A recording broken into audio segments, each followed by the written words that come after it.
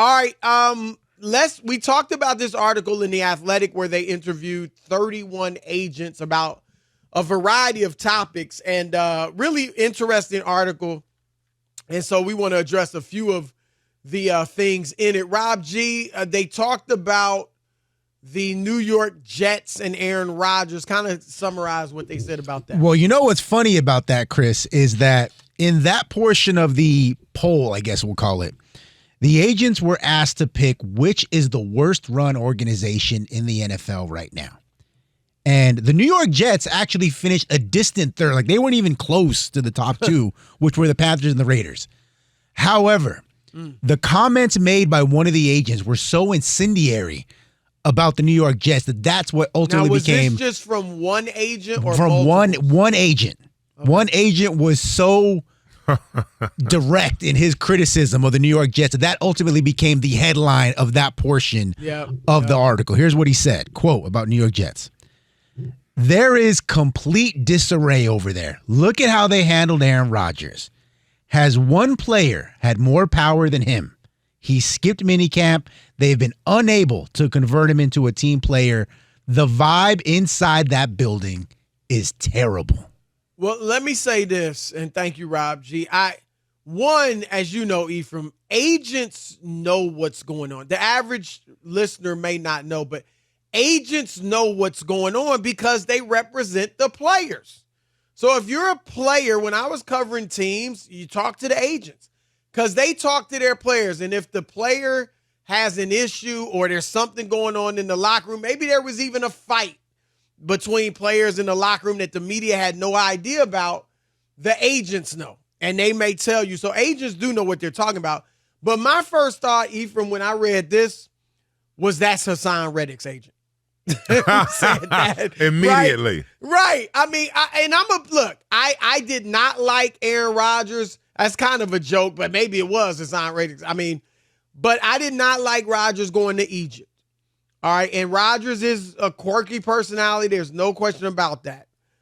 But he was at all the voluntary practices, which softened the little bit about missing, mini camp and all that stuff, even though it wasn't right. But I have not seen, and granted, I'm on the outside, I haven't seen evidence of them being in disarray. Yes, Aaron Rodgers has a lot of power and a lot of sway, but that's because you're talking about a bad organization that has not won in years, more than a decade since they've been to the playoffs, and you're bringing in this Hall of Fame player who wanted to play for you, right? It's the dude who couldn't get a date, and now the head cheerleader's winking at him. Yeah, he gonna give her he gonna do whatever she wants, right? So do you think this agent is probably on to something? Or do you think right now, at least, things are fine for the Jets and they could have a bright future this season? Yeah, I mean, when someone out of the collective jumps out and has this much hatred and this much venom that's to spew, a strong, right? It's a personal thing. So you got to be. You don't want to take too much, right? What we do know about agents is they deal directly with clubs. Yep. Right? And if something doesn't go your way that offseason, depending on, negotiating multiple players' contracts or an individual player contract, then you're going to lash out when you have an ability to lash out. Yep. Right? If it's going to be anonymous, then you get to say whatever you want. And it's just like, it's a madhouse. They some trash and all. You gonna lash out. They don't know what they doing over there, right? So you have to take that for what it is. It's like, okay, somebody's mad. Like you said, this got to be Hassan Reddick's agent, right? So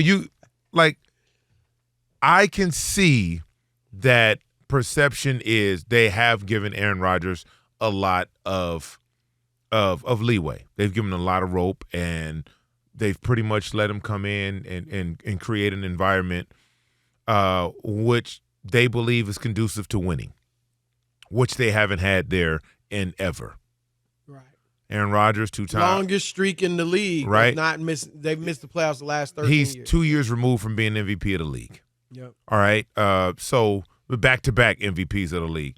So you got to look at it like yeah, when you're trying to change the culture, you need people who are going to change the culture, right? It's just not a culture's changed. We're good. We got it, right? You need people who's going. Now, Aaron Rodgers, weird. He's different. He's going to come in. He's going to attack things a different type of way. Yep. Right? It may not be what you're used to or what you like, but Aaron Rodgers is Aaron Rodgers. And so you have to be okay with that. And I just think the organization who've been teetering around 7, 8, 9 wins the last couple of years with 100% zero quarterback play, right? I think they're willing to do whatever it takes to get Aaron Rodgers on the field because they believe that they're a quarterback away from winning the division and going into the playoffs and doing some damage. So I picked them to win the division. It's going to be, it's a good division. I think Buffalo's taking a step back, but they'll still be tough. And, Miami, I don't think they're a championship team, but, they got a lot of explosiveness and they're going to be tough. But I like the Jets on paper. I think Rodgers has a season in between his last year in Green Bay when he wasn't that good. He was average, I guess, maybe slightly above, and the MVP year, right? So I don't think he's MVP level, but I think he's closer to that than to what he showed his last year. And that's all they've needed. All they've needed is good. Man, look, like you said it. And people not great. Robert Saleh, and I'm not saying he's Vince Lombardi, but they won 7 games the last 2 years with the worst quarterback play in the league. They beat Philadelphia, Houston, and Buffalo last year with the worst quarterback play in the league. So if he's just good, I'm with you. Like that will be a huge improvement there. So where I got them winning the division, what do you think of the Jets this year, and what's your outlook for them? Look, I think they're going to make some noise, predicated directly on Aaron Rodgers' health.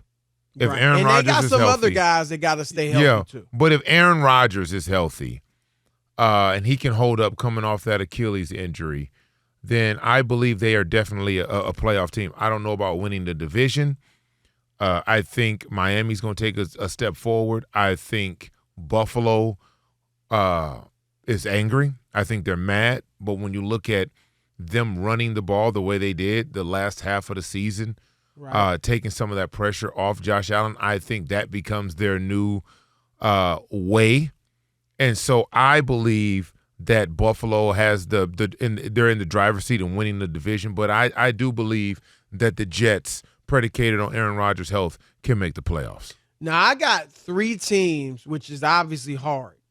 But I got 3 teams, those 3 we've been talking about, in that division making the playoffs. Where are you at on that? I would take it's 2. It's going to be 2.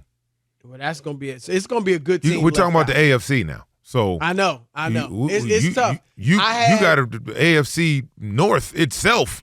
Right. I mean, all 4 of them might go, right? They had 3 last year. Yeah, I think they're going to get 2 this year. It's going to be interesting because, and I think the AFC South is improved. Like that's what I'm saying. But right. So that's what I'm saying. Like, so do the AFC East do they have 3 teams out of all of the AFC divisions?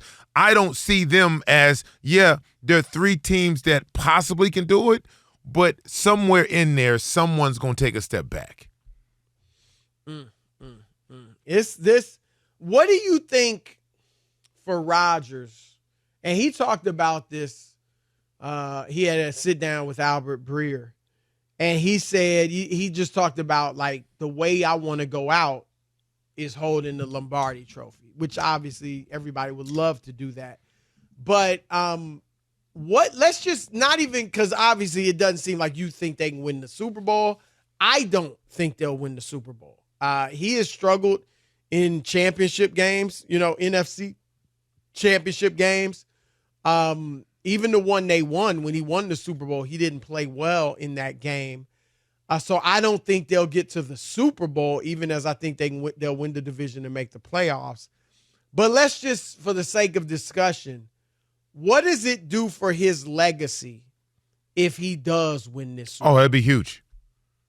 I mean, because right now Aaron Rodgers has one Super Bowl, and that was when? Yeah, that was a long time. That was 2011 was when the game was played. A 2010 long season, right? time ago. And so to finish off your career, similar to how Peyton Manning did it, right? Great, great quarterback, regular season, everything. Yep. 5-time MVP. All the stuff, right? Just couldn't quite get over the playoff hump. A guy named Tom Brady just was in the way. And so now you have a Patrick Mahomes just in the way. And so if Aaron Rodgers were the gauntlet he would have had to go through in the AFC to hold up the Lombardi trophy would cement his legacy.